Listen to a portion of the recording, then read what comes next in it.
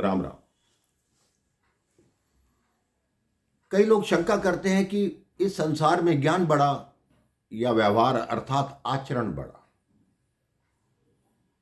किसी राज्य में एक बहुत बड़े राज्य पुरोहित थे। वो जब भी राजा के दरबार में आते, वो इतने ज्ञानी थे कि राजा अपने आसन से खड़े होकर उनका अभिवादन करता, उनका स्वागत करता। जब तक वो अपनी सीट पर, अपने आसन पर बैठ नहीं जाते, तब तक राजा भी नहीं बैठता था। इतना उनका सम्मान होता था। एक दिन राजा ने उनसे एक प्रश्न पूछ लिया। उनसे कहा, राजपुरोहित जी, आप ये बताइए, इस संसार में ज्ञान बड़ा है या व्यवहार बड़ा है अर्थात आचरण बड़ा है। राज्य पुरोहित बड़ी सोच में पड़ गए कि इसका मैं क्या उत्तर दूं राजा को। यह तो बड़ा ही जटिल प्रश्न है। राज्य पुरोहित ने कहा, ठीक है राजन, मुझे 1 सप्ताह का समय दीजिए, तब मैं इसका उत्तर दूंगा। राजा ने कहा, ठीक है, मैंने आपको 1 सप्ताह का समय दिया, आप 1 सप्ताह बाद मुझे उत्तर देना। वो राजपुरोहित अपने घर पहुंचे। उनको रात्रि में निद्रा नहीं आ रही, भोजन नहीं कर रहे। उनकी पत्नी ने पूछा, क्या हुआ पुरोहित जी, आज बड़े चिंता मग्न हैं, ऐसे तो आप कभी भी नहीं होते, आपका तो इस राज्य में इतना सम्मान है। उस राजपुरोहित ने पूछा, मुझसे राजा ने ऐसा प्रश्न पूछा है जिसका उत्तर मैं जितना भी समझाऊंगा राजा को समझ नहीं आएगा, क्योंकि मैं शास्त्रार्थ के उदाहरण दूंगा, वो राजा को समझ नहीं आएंगे। उनकी पत्नी ने उनके कान में एक उपाय बताया। ये उपाय राजपुरोहित जी को बहुत अच्छा लगा।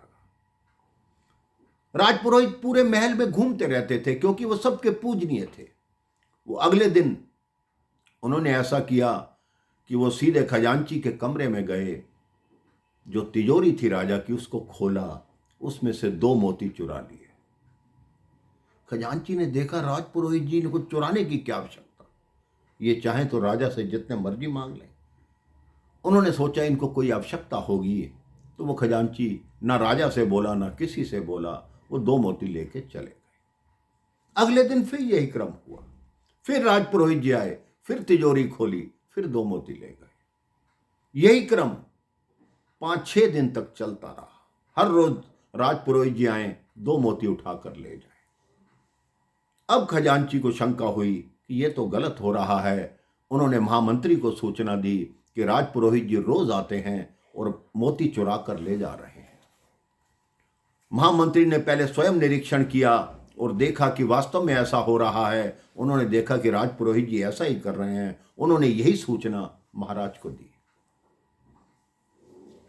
महाराज ने कहा, यह तो बहुत गलत बात है, राजपुरोहित जी को ऐसा करने की क्या आवश्यकता है, वो जो भी चाहते मुझसे मांग लेते। अगले दिन फिर दरबार लगा हुआ था मेरे भाई बहन। राजपुरोहित जी आए, लेकिन आज राजा अपने आसन से खड़ा नहीं हुआ, क्योंकि उनकी दृष्टि में राजपुरोहित चोर थे, वो चोरी कर रहे थे।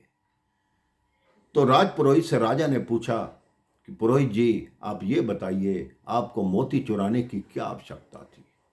राजपुरोहित जी मुस्कुराने लगे कि मेरी युक्ति काम कर गई। उन्होंने अपनी जेब से वो सारे मोती निकाले और राजा के हाथ में रख दिए। कहते, पिछले 7 दिन में मैंने 14 मोती चुराए, ये लो अपने 14 मोती।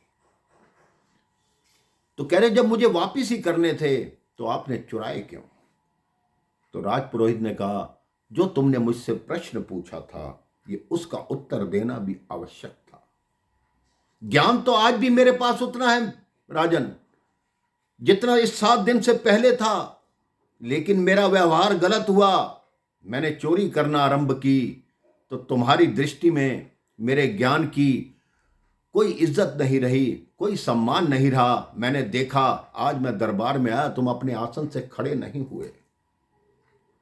इसलिए आज तुम्हें समझ आ गया होगा कि हमें जितना मर्जी ज्ञान हो, लेकिन अगर हमारा व्यवहार ठीक नहीं है, आचरण ठीक नहीं है, तो हम प्रतिष्ठा को प्राप्त नहीं कर सकते।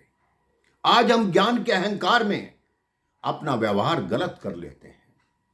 जितना मर्जी ज्ञान हो जाए मेरे भाई बहन, अपने व्यवहार को सही रखिए, साफ रखिए, अच्छा रखिए।